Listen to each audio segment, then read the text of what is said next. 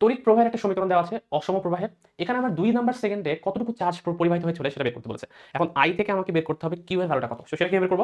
তো তার জন্য আমরা হচ্ছে আবার ইকুয়েশনটা লিখি। সমীকরণ আমার একটাই। তাৎক্ষণিক প্রবাহের সমীকরণ হচ্ছে একটাই ডিকিউ ওভার ডিটি। বাট এখন হচ্ছে সিনারিওটা আলাদা।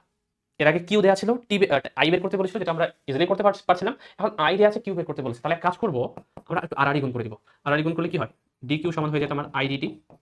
এবং আমাকে যেহেতু আই এর সমীকরণ দেয়াই আছে এখানে, তাহলে আমি যদি হচ্ছে 2 নাম্বার সেকেন্ডে চার্জের মান বের করতে চাই, 2 নাম্বার সেকেন্ড পর্যন্ত, তাই না? তাহলে 0 থেকে শুরু করে 2 সেকেন্ড পর্যন্ত টোটাল যে চার্জের মানটা সেটা যদি বের করতে চাই কি করতে হবে? উভয় পক্ষকে ইন্টিগ্রেট করতে হবে। এক কাজ করি, উভয় পক্ষকে আমি ইন্টিগ্রেট করে দেই। এখানে আই এর পরিবর্তে হচ্ছে ইকুয়েশনটা বসাই।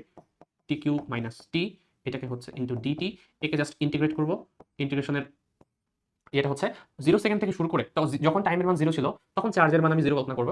যখন টাইমের মান তো আমার হচ্ছে 2 সেকেন্ড হয়ে যাবে তখন চার্জের মান যদি কিউ হয়, এই কিউ এর ভ্যালুটা বের করতে আছে। কিউ এর ভ্যালুটা কত আসবে দেখি।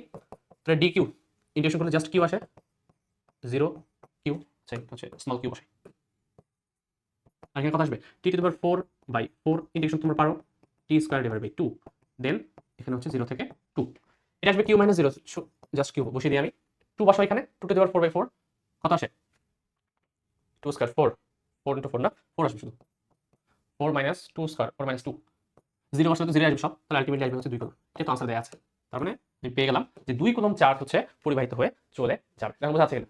যদি হচ্ছে তোমার কিউ দেয়া থাকে তবুও আমি করতে পারবো, যদি আমার আই দেয়া থাকে তবুও আমি কিন্তু সলভ করতে পারবো।